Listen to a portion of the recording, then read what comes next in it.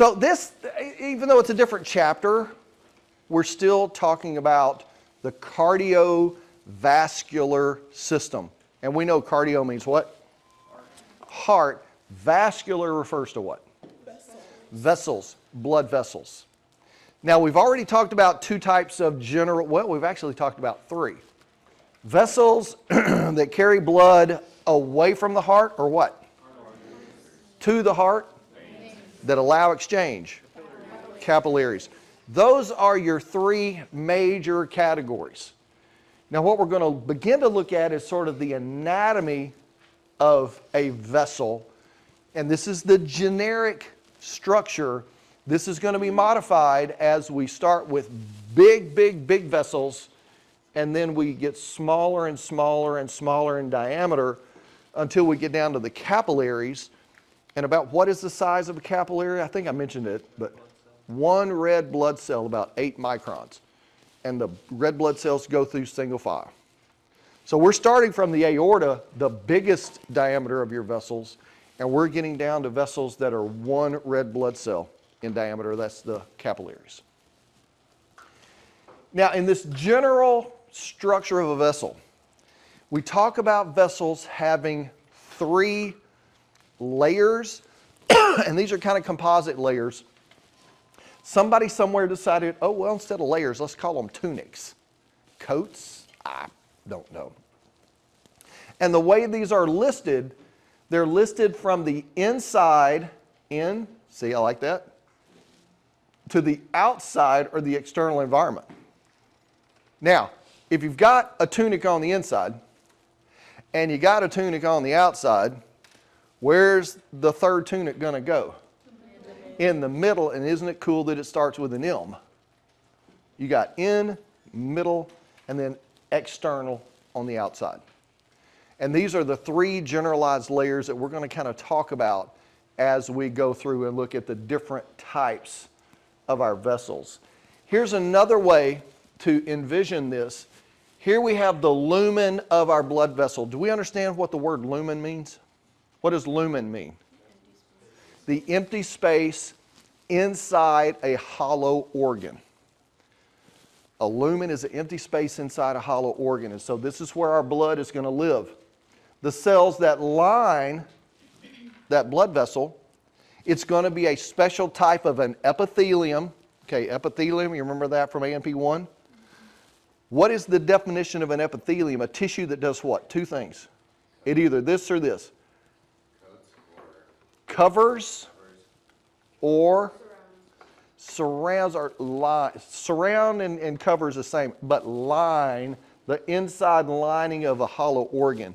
And in this case, our blood vessel epithelium is referred to as an endothelium. Endothelium specifically is for blood vessels. And when you get to the heart, the endothelium changes names again. What do we call the lining inside the heart? The endo what? Endocardium, because you're in the heart. So these are sort of locationally specific terms for the epithelium lining the blood vessels and that lines the heart. As we look on out, we've got some elastic sheets. You're going to see one at the boundary between the tunica intima on the inside and the smooth muscle layer of the tunica media. There's another elastic layer before we get to the externa, and out here that connective tissue is going to be called an adventitia. That's going to help tie everything into the surrounding tissues to keep it from moving around. You do have some vessels that are coated with a mesothelium or a peritoneum that lines your abdominal cavity, and in that case this is called a serosa instead of an adventitia, but that's a little bit of trivia. Don't worry about that one. Okay? So intima, media, and externa is going to help us. Now when we look at some histology here, and again, think back to your histology last semester, what are these big white spaces? That's adipose fat. It's fat. That's one of the easiest things to identify. It looks like it's empty space. And we have 2 blood vessels. This one is labeled an artery, and this was labeled a vein. As we go through these, what you're going to see is that arteries have proportionally thicker walls and smaller diameter lumen than veins that have thinner walls and ginormous lumens compared. And that makes sense because arteries have to resist that blood pressure, that big pulse coming in. We're going to see that on the downstream side of capillaries, the blood pressure drops off like falling off a cliff. And I think I mentioned in the superior vena cava, kind of what's the blood pressure in the superior vena cava right before it gets back to the heart? Like almost zero. Almost zero. You don't have to have a lot in the way of supportive material in the wall because there's hardly any pressure in the veins.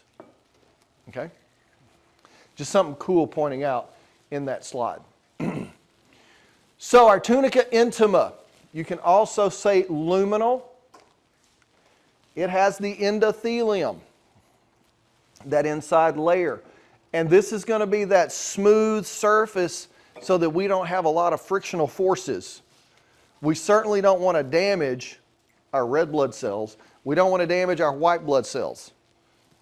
And which formed elements of our blood do we absolutely not want to rough up and activate?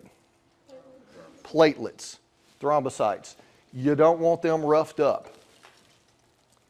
So that's why it is smooth, smooth, smooth. We can have artificial vessels, artificial hearts, artificial valves, but you're going to be on blood thinners your entire life if you have one of those, because we cannot synthesize a lining that is as smooth as what nature does with endothelium. We simply can't do it. Endothelium cells are coated in something, right? Prostacyclin. Yeah, that's going to help keep the blood vessels happy. I mean the platelets happy. Okay. And there's also a charge on the surface of our endothelium that is the same charge as on the surface of our cells and platelets. So it's going to be like that hockey puck on air hockey. It's going to just kind of glide over the surface. So we can't coat like shunts and arterials, like, you know, whatever. I don't think permanently. I don't think permanently, because that stuff's going to have a half-life. Or you've got enzymes in the blood and the tissue that break it down. So there's no way that we can make a long-lasting, renewable, smooth lining like nature does.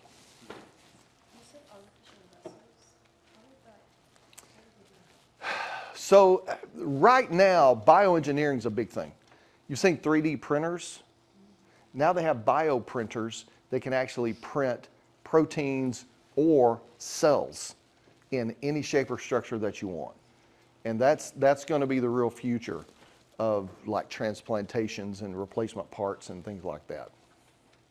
But then again, okay, you got to get past tissue rejection. When we get to the immune system, you'll see why that's such a big hairy pickle, because yeah, your body knows what belongs there and what doesn't.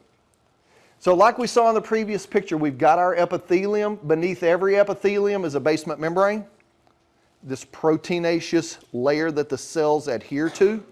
You remember the hemidesmosomes from ANP1, those anchors on the bottom of the cells that hold on to our connective tissue? That's going to anchor them in. And then we have this sheet of elastic fibers. And in various places, some of these might have really big holes, some might have small holes to allow material to pass. But that's going to be the definition of what's included in our tunica intima. Now, I really like this one because it's almost like an alliteration. I like media. Why did I say I like the term media? It's middle. Guess what tissue is predominant in the tunica media that's in the middle? Muscle. All M's. Media, middle, muscle. And in this case, vessels have smooth muscle. Your aorta and your subclavian, some of these major arteries are going to have a lot of smooth muscle. Some are going to have a lot of elastic fibers as well. These are going to be some of the thickest layers that we have in our big major arteries. And that's going to be to control the diameter of that vessel. If you need to constrict it, you're going to constrict it. You need to dilate it, it's going to open up. You're going to increase or decrease blood pressure, and that's also going to affect blood flow. Now, if we're slowing down blood flow in the arteries, what are we going to do to venous return to the heart?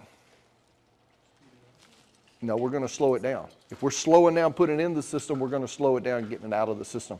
So when we talk about cardiovascular system, everything is related and everything works together to move the blood and have proper functioning of the heart. Now, the media is going to end with an even larger, more well-defined external elastic lamina. And from there, we move to the outer layer, the externa. And again, this is connective tissue, largely acellular, and this is going to anchor into that underlying connective tissue. Plenty of space out here. You remember this one? Areolar tissue. Plenty of space for cells to move through, including our immune system cells. But that's the anchor to the other tissues where our blood vessels live.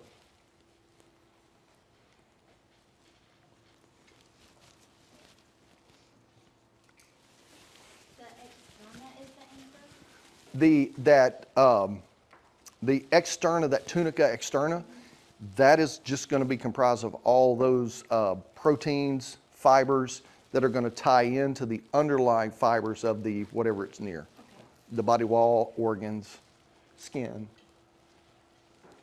All right, so we're going to start with our arteries, and you can see some of these different types of arteries, and we're going to classify them, and typically they're going to be classified by their diameter and the wall, especially in that tunica media. And so when we look at our arteries, we've already said thicker walls, smaller diameter, proportionally speaking, than we have to the veins. And these are going to progressively get smaller and smaller in diameter until we get down to the capillary that's one red blood cell in diameter. You said they're typically classified by diameter and what now? The thickness of the wall and the muscle that's present, and the diameter of the lumen. You can see that's both the walls are getting thinner and the diameter of the lumen is getting smaller and smaller and smaller.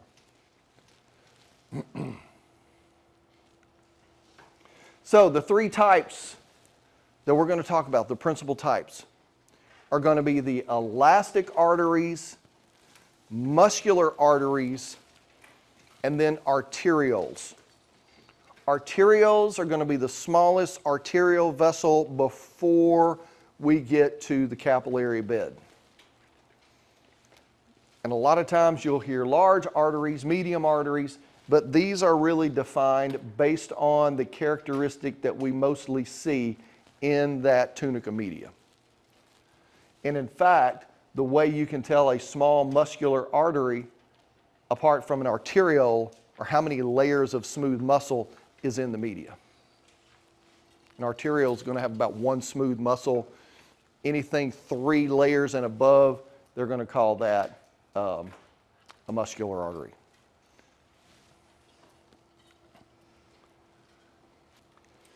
So that size is what's going to dictate that classification of our arterial system. And when we get down to those arterioles, that again may have 1 or 2 layers of smooth muscle in that media, then we're going to move away from an arteriole that you see on the left. Now we're going to be moving the blood into a network of capillaries. Now, I wish that they had had a better term than this, because you've got this vessel that's not really an arteriole. It's more of a straight capillary, but they refer to this as a meta-arteriole. And I think you can see as blood is coming in from the arteriole, it possibly could branch into some of these true capillaries, and we'll talk about the difference with those. Or the blood could just go straight through. And in some ways, this meta-arteriole is thought of as a thoroughfare channel. I like to think of it as a bypass. Because you can't have all of your blood in all of the capillaries in your body at the same time. You don't have enough blood. And if you notice, you see these little rings out here around those capillaries? Those are pre-capillary sphincters. They're going to control if blood gets to go into the capillary or not. And if all those capillary sphincters are closed, the blood's just going to zip right through. And the reason I don't care for this picture much is if the blood zips right through and this is an arterial, why are we exchanging material? Because what are the vessels that allow exchange? Capillaries, not arterioles. So this is some hybrid something. And that's why I particularly don't care for that name. Hang on a second. So our areoles only have 1 or 2 layers of smooth muscle, and then anything over that are muscular arteries. Correct. And then elastic. Yeah. Capillaries are only going to have an endothelial layer. They don't have any muscle. And some have a basement membrane, some don't. Yeah. What are the conditions for an arterial sphincter for either contracting or relaxing? Ask me that one more time. What are the... What are the conditions? Like, what would cause like a sphincter to not cause blood to enter a capillary?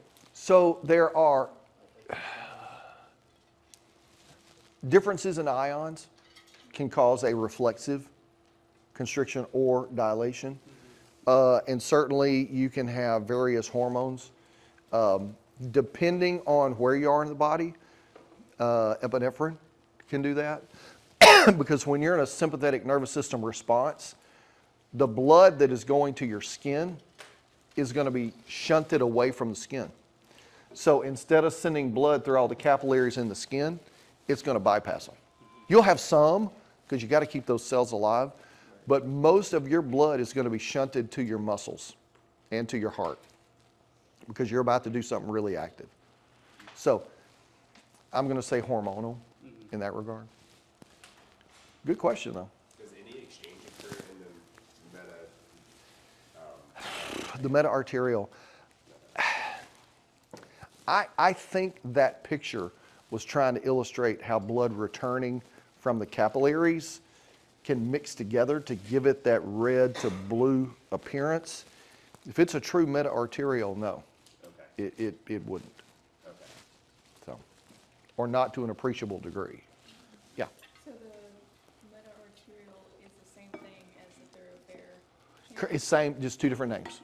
Okay. Two different It's names. not like the meta-arterial is like the trunk of the tree where it branches? Well, you know, some people might say, okay, this is the meta-arterial, this is the thoroughfare channel. It's the same thing to me. It's just a straight shot. So, yeah, same thing in this particular case. Anybody else? Good questions. Now, off of the meta-arterial, this is where we have true capillaries, and when you have multiple true capillaries coming off of the same meta-arterial, then that is called a capillary bed. And these capillary beds, you know, again, the true capillaries are just one endothelial cell layer thick to the endothelium, no muscle at all. You've got to have a thin wall because capillaries are the only vessels that allow what? If it was too thick, you wouldn't be able to exchange material. You just wouldn't. So we go from meta-arterial through the capillary network, the capillary bed, and when we've exchanged material and we need to do the circuit again, then we hop into the smallest in our venous system, that's called a venule, and start to trip back. And this is where we were talking about, Hugh, I believe, that only 25% of your capillaries are filled at any one time. And to cause more blood to come to a particular capillary bed, you've got to stop sending it somewhere else. And so your skin is one of those places that'll get shut down. Now, in cold climates, that will open up to try to keep your skin warm to a degree. And if it gets too cold, then we got another bypass that we'll talk about that completely shunts the blood away from the capillaries totally. And that's when you end up with frostbite. So that's sort of like why we look at capillary refill in patients we suspect dehydration in. It's because like dehydration will literally cause the blood to shift elsewhere more important in the body. Because you don't have the you know, this is 25% of your 5 liters. If you're severely dehydrated and you don't have 5 liters, that percent's going to be even less. And you can get drastically low and people passing out and that kind of stuff. That contributes to it. That doesn't sound right to me. Like only 25% of your capillaries are filled at any given time. Correct. What? That's crazy. Okay. That's how many capillaries. I don't have it. Maybe if I could find it in my one of my senior pre-med courses. I have a graphic that shows the vessels and their surface area. And the surface area of your arteries is like teensy tiny. But then when you get to the surface area of the capillaries in your body, it's monstrous. It's like Mount Everest. They're small, but you have so many capillaries. Okay, that makes sense. I didn't think I had that right for a second. Yeah, there's so many of them. That's what makes the difference. We've already talked about the precapillary sphincter, but it's the gate that is going to regulate whether blood goes into the true capillary or if it stays in the meta-arterial. Why is there such an emphasis on true capillaries? I think they're trying to distinguish in this particular textbook true capillaries from capillary bed or meta-arterioles. Don't ask me. Capillaries are just capillaries to me. And we got 3 different types of capillaries, but still, even though we got 3 types, they're still capillaries. I've never called them true capillaries until I saw this book. So that's my guess. Do you have another question? What do you call a group of capillaries? Capillary bed. Less than 10? Oh, I think it was 10 to 100. Less than 10, like 9. What would you Or like call that? 7. Oh, what would I call less than 10? Is it even such a thing?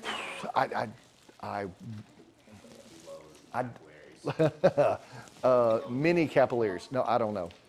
I can't think of a specific name for so few. It's almost like if you have so few, is it even really doing anything? Yeah, and it may be that it's hard to find some that's got less than 10. I don't know. Is there a way to have like, what's a disease of like too low capillaries? Is that a thing? What's the disease if you have too few capillaries? I don't think there is such a thing, because what we have learned, especially with our understanding of wound healing, as well as looking at cancer tumors, cancerous tumors end up in places where you typically wouldn't expect to have a lot of blood vessels. But there's a lot of cells that need to be fed. So these tumors, they have identified various substances that these cells produce that cause blood vessels to grow to them and grow into them to feed them. One of them is like, is it angiostatin? I think is one. But that's what it does. It causes angiogenesis, the vessels to grow in, or vasculogenesis, existing vessels to grow in. Angiogenesis is vessels that start from stem cells. So, and once they identified those, they realized, okay, we have these for wound healing to regrow vessels. In your heart, if you have a blockage, but the blockage doesn't give you, a massive heart attack, you have vessels that will start to grow to supply that region again. It just is a slow process. So I would say if you're sort of getting low for whatever reason, your body's going to make more. So. So are we good with those? The belts, the gates? All right. So with our capillaries, again, are the vessels allow exchange. But you've got 3 different types that have been identified in your body.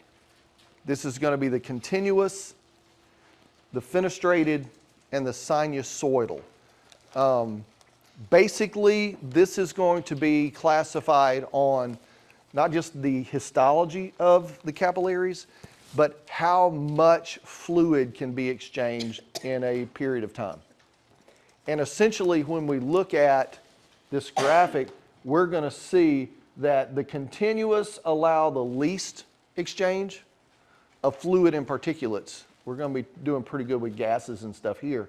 But as you go down the list, we're going to exchange more and more and larger material. I like to think of these as, you know,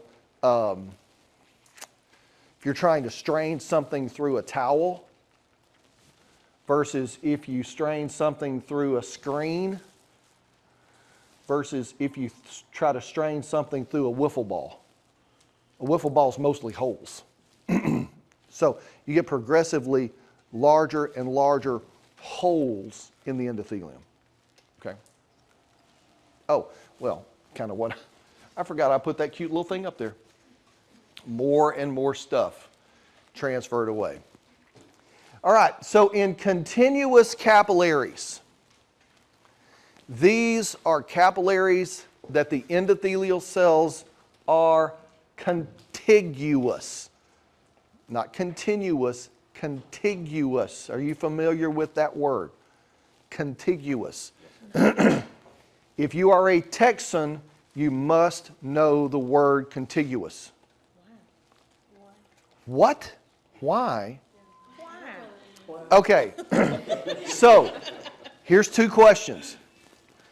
What is the, geographically, what is the largest state in the United States? Alaska. We didn't like not being the largest.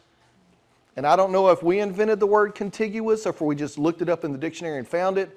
But Texans always say, geographically, what is the largest of the contiguous states?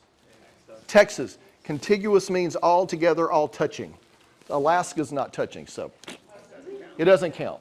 No, it doesn't count. No. Texans are always going to find a way to brag and be number one. I'll give you an example. I was in Arkansas at the Cancer Research Center, and there was a visiting researcher from Norway. They judged you, didn't they? And, huh? They judged you, didn't Oh, they tried. So we were talking, and we were, sometimes you just, as you're doing your work, you're spending hours at the microscope or hours working with your cell cultures. And so you just kind of talk back and forth. And so he said, you know that Columbus didn't discover the United States. It was Sven something something from Norway. I'm like, oh, Leif Garrison? I thought it was Thor. Anyway, he's the Viking, I know. So I thought about that for a few minutes, and I'm like, okay, he's feeling pretty proud of himself. And I said, now, hey, you did realize that Texans discovered Norway. And he looked at me, he goes, Texans did not discover Norway. I was like, oh no, we've got historical proof that Texans discovered Norway. He goes, what is your historical proof? And I said, well, you know those helmets that the Vikings wore that had the long horns on them? No? No? He did not believe that. No, he did. It was a good try. Hey, Texans, we got to try. So, anyway. It started with Texans, contiguous United States, then there's just Texans bragging about, yeah, being Texans. So, while these endothelial cells are touching each other, they do have small spaces between each one of the cells. And it's these intercellular spaces, intercellular clips, that allow for quite a bit of exchange of material. But not anything big is going to be able to freely pass through there. Now again, we've got white blood cells that can leave the circulation and migrate out into your tissues. What is that process called that starts with the letter D? Diapedesis. They squeeze through the intercellular cliffs to get out into the tissues and squeeze back through those clefts. So basically, the tighter the endothelial lining, the harder it is for them to actually exchange it. Correct. Big stuff or a lot of stuff at once. Now, the continuous capillaries, it is the most prominent type of capillary in your body. Write that in your notes somewhere. Continuous is the most prominent of these two types. You find them in the skin, in muscle, in lungs, in nervous tissue. You're going to find them most everywhere. And that's going to be where we have much of our exchange going on. Most abundant, most prominent, Most abundant, yeah. Most common, most abundant. Now, when we get to this next type, these are more rare, but they're going to be in certain places that must have higher filtration rates, material getting out into the tissues or getting out into the organ. And these are called fenestrated capillaries. Anybody ever heard the word fenestrated before? Fenestrated means pores or holes. I guess they didn't just want to call them holy capillaries. I don't know.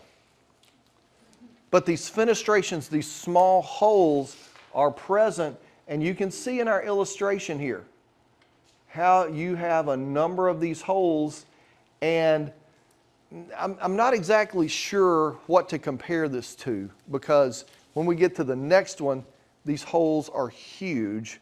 I kind of want to say Swiss cheese. Is that Swiss cheese or is that smaller than Swiss cheese? Like baby Swiss. Oh, the grip that you have on tennis rackets and bats, it's got the little holes in them. That's a good one. Yeah, because that does look like that. Has everybody got that one? Because those little holes on the handle of the grip? Yeah. Yeah. So, and when you look at continuous capillaries, they're smooth. The leaky is going to be along the junctions. And so when we look at these really porous ones, we're going to see their junctions are tightly put together, but we're going to find these in places where you have to have a lot of fluid transport. Not surprising, we've got to have them in the kidneys. And then we're also going to see them in the intestines. Because in the intestines, especially the colon, that's where we're dehydrating everything that's in your intestinal tract and getting that water back in. but not a whole lot of like solid substances or solid molecules? Not yet. Okay. Not yet. We are in the kidneys, we are going to lose some protein, some glucose, but in the kidneys, we can afford to do that in the kidneys because we have mechanisms to get it back into the bloodstream quickly. So continuous capillaries versus fenestrated capillaries. And then we get to, wiffle balls. I don't know what you call this thing. There's actually more hole than there is cell to these. Huh? Chicken wire. I don't know why the chicken wing song just popped into my head. Chicken wing, chicken. Okay, so lots of big, huge holes. We don't only need a lot of fluid movement, we want large substances to also be able to pass through these holes. So, in the bone marrow, cells, right? We're growing new red blood cells, we're growing new white blood cells. They got to be able to get out, so absolutely, the cells are going to move that way. In the liver, that's where we're going to have these big spaces, so a lot of material, cholesterol, vitamins, proteins can encounter your hepatocytes in your liver and be processed and detoxified. And certainly when we talk about sinusoids in the spleen, what are our sinusoids doing in the spleen? Destroying red blood cells. And you can kind of see how these almost look like the planks of a barrel with spaces, and it's those spaces in your spleen that these red blood cells get pushed through because of the hydrostatic pressure. If they're young red blood cells, what do? Squeeze through. They're flexible. If they're older than 120 days, they get shredded like a paper shredder. Then you got to start processing the hemoglobin, the heme, the iron, blah, blah, blah. Are continuous capillaries large enough for red blood cells to pass through? All capillaries are going to have that about 8 micron diameter. Okay. Yes. And since they're the most abundant, they absolutely have to have them. They're going through single file. So all capillaries are at least 0.8 or 8? They're pretty much going to be just almost spot on 8. Okay. 1 red blood cell in diameter. So this is all about how permeable they are. Correct. Okay. Correct. Because capillaries are the only vessels that do what? Exchange. That better be a question on a quiz. See, and again, I've asked that. I know. I have. You keep saying it. Right on the next one. But again, do you also see studying repetition? Repetition. I repeat stuff to y'all over and over and over, and you don't even have to study it because I've drilled it into your brains. When you look at something over and over and over and you drill it in there, put it away, get something new. Once you've got it, shove it aside. Maybe review it later, but don't keep hammering on it because you'll get to the point of diminishing returns because you can't memorize it any more than you already have. Trust yourself, move on, get to the next part.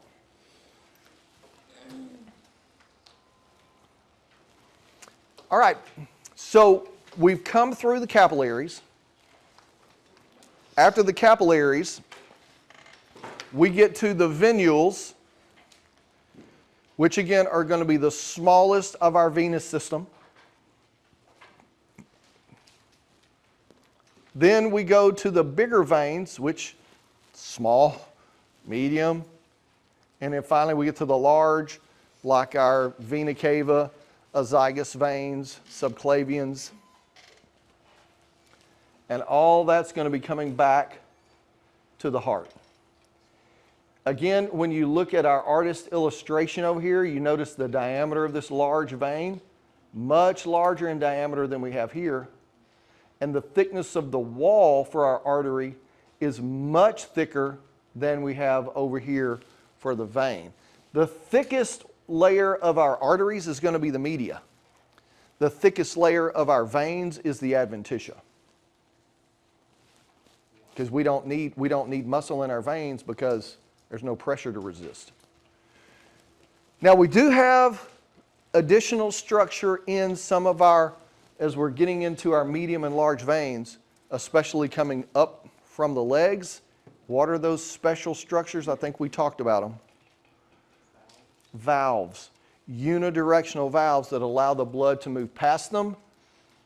But then when the blood starts to drop during diastole, very similar to our semilunar valves, the valves get filled and they snap shut and the blood can't drop all the way down. And it come up and drop and come up, and it keep climbing the stairs like that with the blood. Now sometimes those valves get leaky and you can start to have fluid building up more and more in places in your legs because the valves aren't working as effectively. And all of a sudden you'll have these larger veins closer to the skin, and what do we call those? Varicose veins. Now what's one of the recommendations for treating varicose veins? Compression, support hose, and what that's trying to do is to externally apply force to the vein so that the existing valves don't have to try to work as hard. And that's what's going on with those valves. Did you say that the adventitia is not in veins? Adventitia is the thickest layer of the veins. Okay. Of the tunics, Okay. the adventitia is the thickest of our 3 tunics and veins, whereas the media is the thickest of the 3 tunics and arteries. Okay. Yeah, I mean, they're trying to illustrate it here. You can hardly even see an externa here in our arteries, but all of that is muscle. Over here, you really don't see much in the way of muscle, and all that blue out here, that thicker layer, that's adventitia, connective tissue. Okay. Because veins are just a passageway. And if I'm not mistaken, at any one time, 2/3 of your blood is stored in veins, just because how big they are.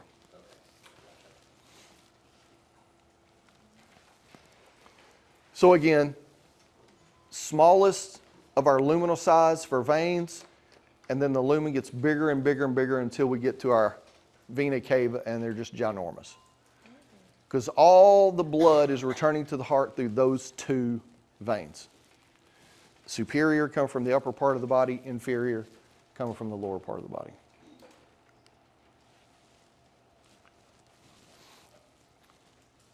So we've kind of got the players in place. We know arteries, arterioles, capillaries, venules, veins.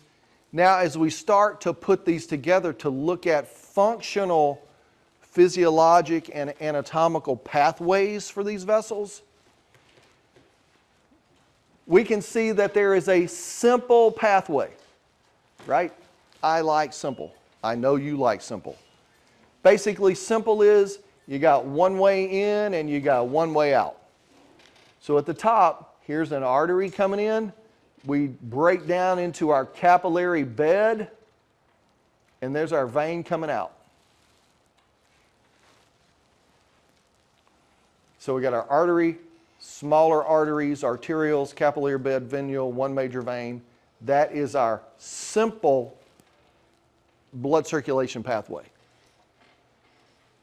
And this one in, one out, an example is your splenic artery that's going over to the spleen.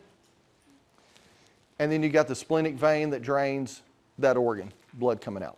So those are in order. You start with the smaller, like if you were following a blood So cell. artery, smaller arteries, arterioles, capillary bed, venule, then your veins. Here we just said one major vein, the splenic vein.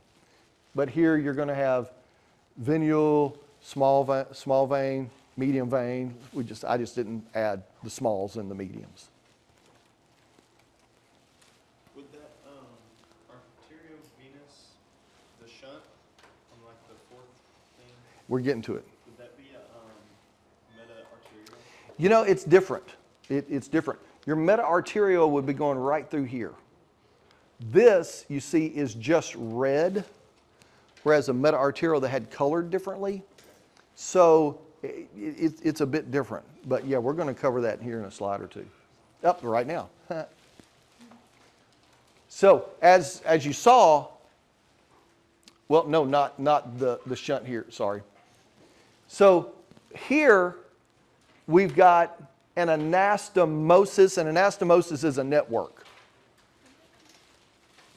And so when we have an arterial anastomosis, that's when we have more than one major artery bringing blood in, and you can see they're somewhat interconnected into that network before they get to the capillary bed.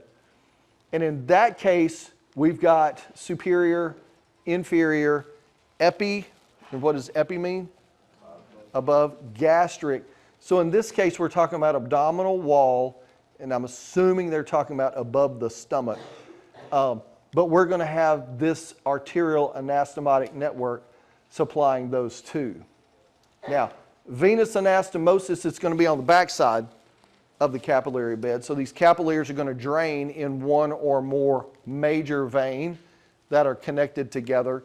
And with that, we're going to have the basalic, the brachial, and the cephalic veins. And that's all going to be coming up here in your upper arm.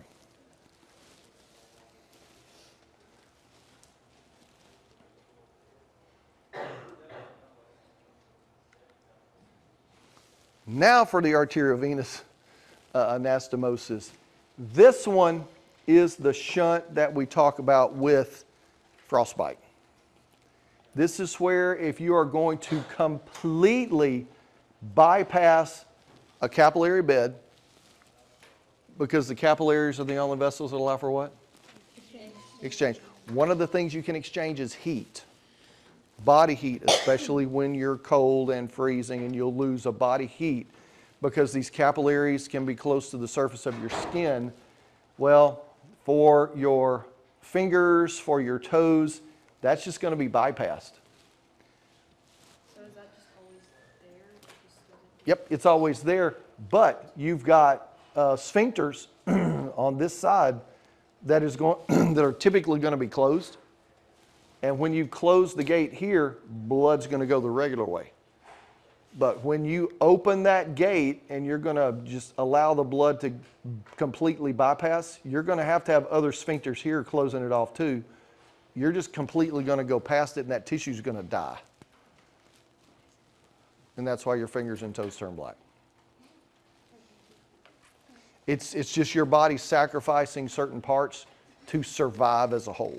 That'll actually like happen in a lot of severe vasoconstrictor diseases. So like kind of what I have, but like a lot worse. Yeah. Is that where people will actually develop gangrene, ulcers and sores because your body's just shutting off blood flow for no reason. Inadvertently? Yeah. Yeah, you shut off blood flow, you're not going to last long. Depending on what organ gets shut off, then it's just game over. Is this? Sorry. Okay. Now the last system that we have, and we've kind of seen this already, right? Where have we seen our portal system before? Hypothalamo, hypophyseal portal system. So a portal system is when you have two capillary beds in sequence. And in this particular case, you have an artery capillary bed, then we have a portal vein. So once we leave a capillary, we've exchanged oxygen, we're going to be venous and return it to the heart. But then we get a portal vein and we have another capillary bed before we get to a vein. Now, this is the case where you have the capillary bed, the portal vein, and another capillary bed. In the liver, we have the hepatic portal system. And in the liver, that's where we're going to add and remove material from the circulation in the liver before we transport it around back to the heart. Yeah. Can there be more than 2 beds in sequence? I'm not going to say there can't be, because as soon as I do, somebody's going to identify one. I don't know of one. I don't know that one has been identified to my knowledge. That doesn't mean there's not. I think that it was less than 10 years ago that someone discovered a brand new ligament in the knee, in the human knee. Really? I'm like, y'all didn't know? How many people have you been dissecting all these centuries and you didn't know that there was another ligament in there? So yeah, they found a new ligament in the knee within the last 10 years.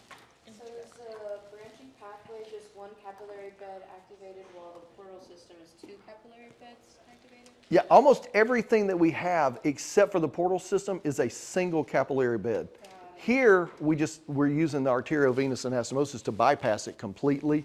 Here, we're either taking multiple vessels, taking blood away, multiple vessels bringing 2, or just one and done. Yeah, that's the only one that's going to have the 2 capillary beds. Will you please give your example again for the portal system where it occurs? Yeah, so you remember in hypophysio, hypothalamo, that's where you're going to pick up hormones. Well, in the liver, by having the exchange of gases, this capillary network, because we're still going to be able to exchange, is dumping materials from the digestive system into the liver. Because the hepatic portal vein is coming back from your intestines, and so it's going to be loading up on all kinds of stuff that you ate and that you have in circulation, and you're going to take it to the liver to detox your liver. I mean, the liver's going to detox the blood. Because your alcohol that you drink, it's Thursday night. Yeah, the alcohol you drink tonight, this is party night, right? That's going to go through your intestines. It is going to get into your portal system and into your liver. And that material has to get to the liver in those sinusoidal capillaries. That's why those capillaries are just wide open. To get the alcohol in there, to get vitamins, to get a lot of your fats and cholesterols in there to be processed. Remember, we've got to get bilirubin into the liver to be processed in the liver. So there's a lot of stuff that has to get in there, hence the two capillary beds to make sure we are maximizing what we get out of the blood and put in the liver. So there's kind of like 2 in the liver, if you think about it. There's a lot, Not yeah. Symbolically though, but like one comes in, dumps it all out, and then it goes through another one to go back into the blood supply. You know, here we're exchanging gas, Okay. largely, Okay. oxygen, carbon dioxide. We're also going to, shed material. Here, we're not necessarily, I mean, we've already got rid of the oxygen. We're just getting rid of any excess stuff that we picked up from the intestinal tract. Okay. We're going to get it dumped out. Yes, sir. So are those like types of pathways and arteries and veins least at risk for sclerosis, just because the, I don't know what does increase or decrease the risk. I mean, just because of like, at least like the sinusoidal ones, I'm saying, just because of like how big the gap junctions are. You're talking about, yeah, I would assume if you got big holes, it's going to be hard to block. You know, it would be the continuous capillaries that are probably ones that are going to get plugged up first. Which is most of the body. Yeah. Here's a lesson. We're gonna end right here, but here's kind of a lesson. When you think about what capillaries are most susceptible to arteriosclerosis and all that, when do you typically hear about arteriosclerosis? When someone has a disease or another problem. So the vessels that get clogged that lead to a clinical situation, you're going to know about. So listen up. Hey, listen up. This is pretty cool, kind of a logic thing.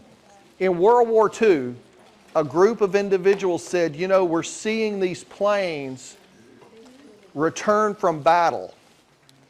And we want to look at these planes that are riddled with bullet holes, and we want to deduce where do we need to put more armor on the airplanes. And so they looked at all of these airplanes coming back, and they said, wow, there's all these bullet holes on the wings, and there's all these bullet holes on the fuselage. We need to put more armor where we're getting more bullets. And then finally someone said, no, you're wrong. You don't need to put armor where there's more bullet holes. You know why? Those are the airplanes that survived and came back. The places that you don't see bullet holes on the planes that survived are the ones that when they got shot there, they went down immediately. So they changed their perspective based on what the data was suggesting to them, and it's about how you interpret the data. So they started putting armor where the bullet holes were. Well, they looked at where the bullet holes, where you didn't have bullet holes on the surviving planes, to see what critical pieces of equipment were there that could have led to a catastrophic failure. That's when they put the armor enhanced in those places, and that's where those planes would return more often. So just because you hear something, really critically think about it, because sometimes you will see something in a different way that others don't, and it doesn't mean you're wrong. It may be they're all wrong and you're right. Can you put like a quiz question like that for extra credit? Like just like an 11th question that's just bonus on. Y'all have a good weekend.